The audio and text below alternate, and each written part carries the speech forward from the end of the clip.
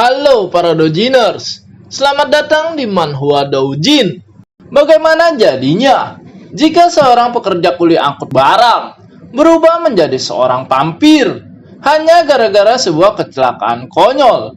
Akan tetapi vampir ini tidak membutuhkan darah untuk bisa bertahan hidup, melainkan sang vampir harus menjadi predator yang menguras energi vital wanita. Seperti apa ceritanya? Yuk kita gas! Cerita dimulai dengan sebuah berita di mana sebuah gedung apartemen runtuh. Namun karena area apartemen yang runtuh begitu tinggi, maka upaya penyelamatan menghadapi banyak kesulitan.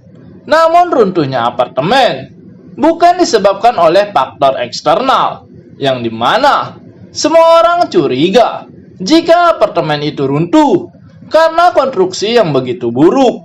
Dan di suatu tempat di dalam apartemen tersebut terlihat seorang pria yang merintih kesakitan karena dirinya terjebak dalam runtuhan tersebut. Pria itu dengan susah payah berusaha untuk bisa melepaskan diri dari runtuhan tembok yang menjepit tangannya. Dan terlihat pria itu sampai menangis karena dia berpikir mungkin inilah akhir hidupnya. Walau pria itu terus berusaha, namun karena tembok yang begitu besar, pria itu pun putus asa dan hanya meratapi nasib serta ajal yang akan menjemputnya. Pada hari ini, tepat sebulan sebelum kejadian, terlihat dua orang pekerja kuli angkut yang akan pergi bertugas, yang dimana pekerja bertopi itu memberitahu temannya kalau tempat yang akan mereka datangi merupakan sebuah gedung baru, yang dimana tempat itu bagaikan sebuah labirin. Jadi dia meminta rekannya untuk tidak salah masuk, karena jika salah masuk maka bisa menimbulkan masalah yang serius, yang dimana rekan pria bertopi itu adalah MC kita, Oh Dalyong. Setelah selesai wajib militer, Dalyong melakukan kerja paruh waktu karena Dalyong tidak memiliki orang tua yang bisa memberikan uang dan waktu untuk membantunya. Jadi satu-satunya yang bisa dilakukan Dalyong adalah kerja malam karena bayaran yang lumayan. Saat itu terlihat seorang wanita cantik di mana dia merupakan salah satu penghuni apartemen. Dan saat itu wanita cantik itu meminta Dalyong untuk membawakan barang miliknya. Walau saat itu Dalyong menolak karena dia datang hanya untuk mengambil SPT. Namun wanita itu malah menekan Dalyong dan mengatakan kalau Dalyong menolak, maka dia akan melaporkan dirinya. Walau pekerjaan itu begitu menjengkelkan bagi Dalyong, dan dia beberapa kali berpikir untuk berhenti. Namun Dalyong tidak memiliki pilihan selain melakukan pekerjaan itu. Terlihat Dalyong yang menaiki lift apartemen untuk menurunkan barang-barang tersebut. Namun saat itu lift bergetar dan Dalyong berpikir, apakah hal itu dikarenakan lift berada begitu tinggi? Tak lama di lantai 14, pintu lift terbuka dan terlihat seorang pria tua gagah dengan seorang wanita di sampingnya, yang dimana pria tua itu adalah orang yang selalu ditemui Dalyong setiap malam, di mana Dalyong berpikir kalau pria itu begitu kaya karena dia mampu menyewa apartemen mahal ini.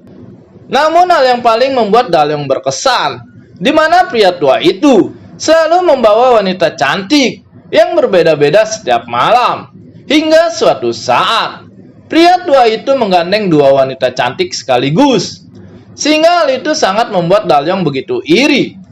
Terlebih pria tua itu selalu berganti jam mewah setiap hari. Walau Dalyong tak tahu merek jam mewah apa yang dipakai pria tua tersebut, sehingga hal itu membuat Dalyong bingung.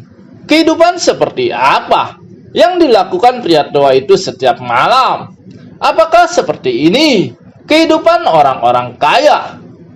Akan tetapi suatu malam, di mana Dalyong kembali bertemu pria tua itu.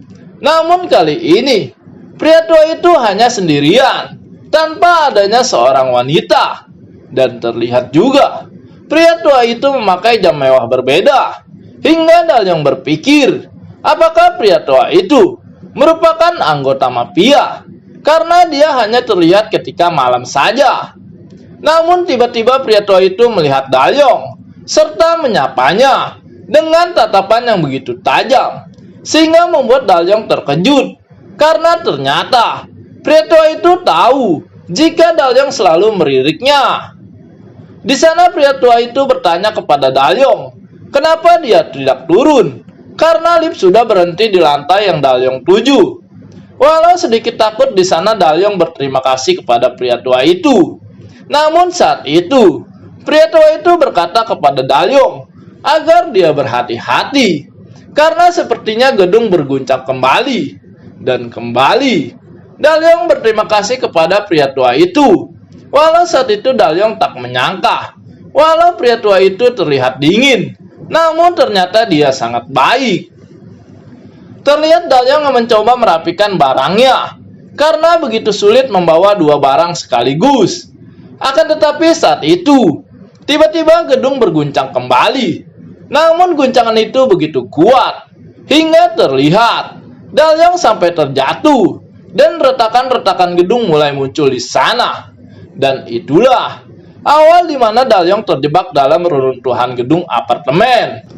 Dalyong yang putus asa mulai meratapi dirinya, karena dia tak mengerti kesalahan apa yang diperbuatnya, hingga mendapatkan kesialan seperti ini. Akan tetapi ketika Dalyong mulai pasrah akan keadaannya, di sana terdengar suara seseorang, sehingga Dalyong pun berteriak dan meminta pertolongan. Namun saat itu Dalyong tersadar kalau suara yang didengarnya adalah suara pria tua kaya itu. Dan tak lama, terlihat dua mata merah menyala yang ada di depan Dalyong, di mana mata menyala itu adalah pria tua kaya. Pria tua itu memastikan apakah dirinya adalah Dalyong, namun melihat banyaknya darah mengalir dari balik reruntuhan pria tua itu, membuat Dalyong bertanya apakah dia baik-baik saja. Namun pria tua itu malah mengatakan kalau itu bukanlah masalah dan dia tidak memiliki banyak waktu. Sehingga Dalyong bingung apa maksud perkataannya itu.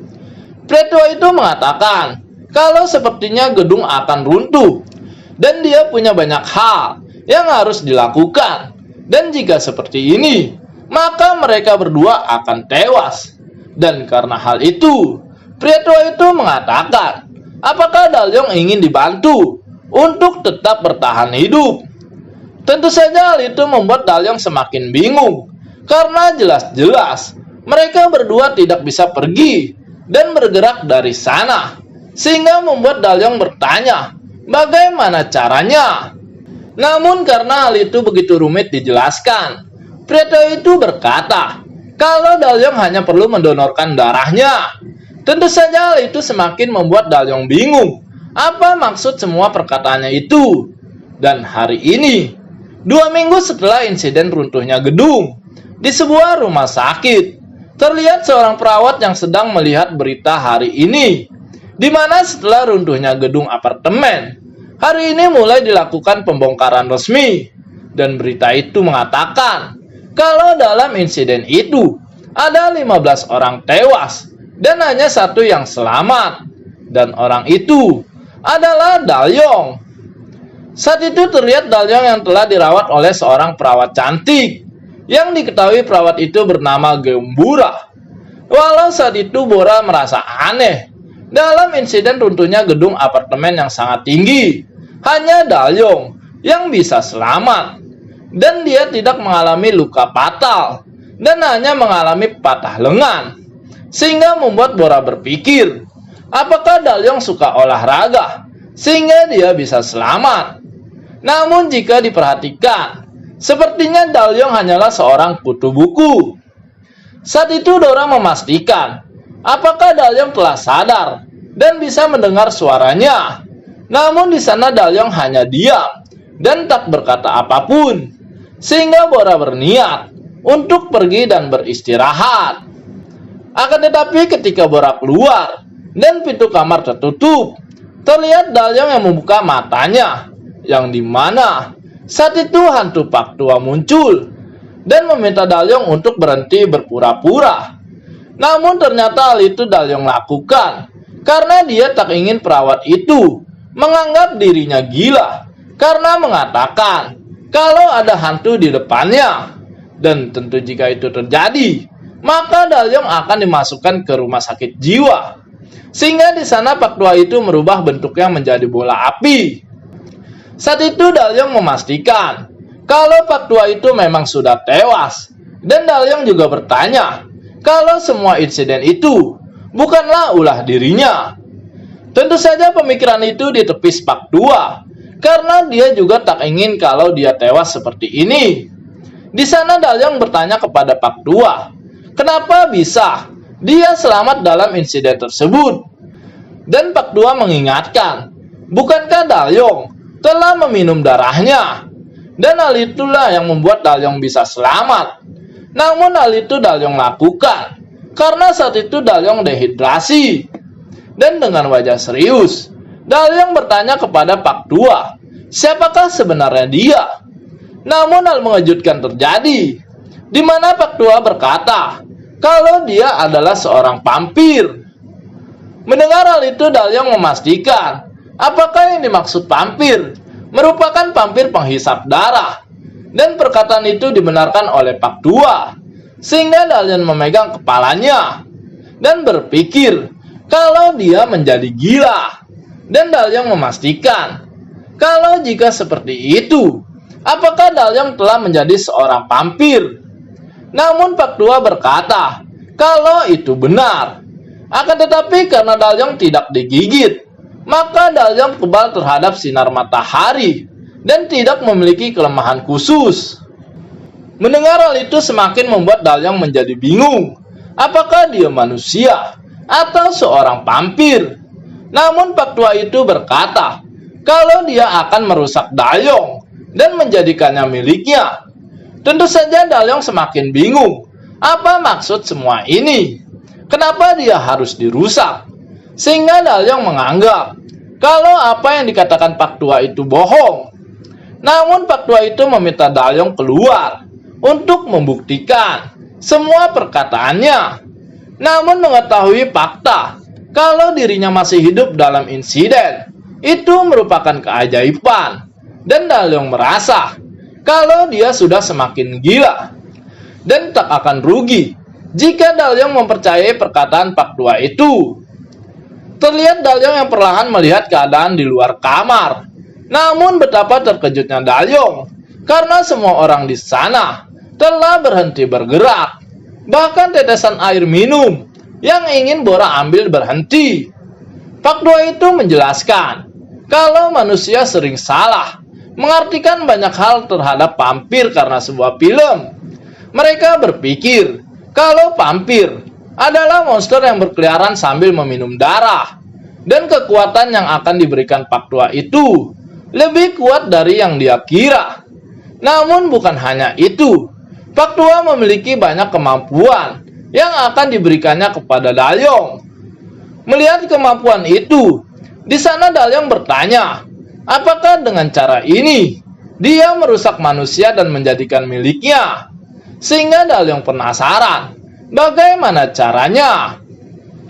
Pak Tua itu pun mengatakan, kalau bukankah sudah jelas kalau Pak Tua memakannya? Sehingga hal itu membuat Dalyong bingung apa maksud perkataannya. Dan saat itu Pak Tua menjelaskan kalau Dalyong tidak memiliki cara lain dan prosesnya akan sangat sederhana baginya, di mana Dalyong harus menggoyang para wanita untuk tetap bertahan hidup.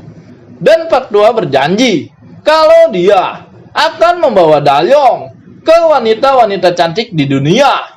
Sehingga Dalyong berpikir kalau hal itu akan sangat menarik baginya. Namun melihat betapa seksualnya Bora yang ada di hadapannya, Dalyong pun berpikir apakah dia boleh memakannya dan menggoyang perawat cantik ini. Sehingga hal itu membuat chapter ini pun selesai. Apakah yang akan terjadi selanjutnya? Apakah Daliang bisa menggunakan kekuatan vampir dan menggoyang perawat Bora? Tunggu chapter berikutnya di channel ini. Dan buat kalian semua, jangan lupa untuk like dan subscribe. See you.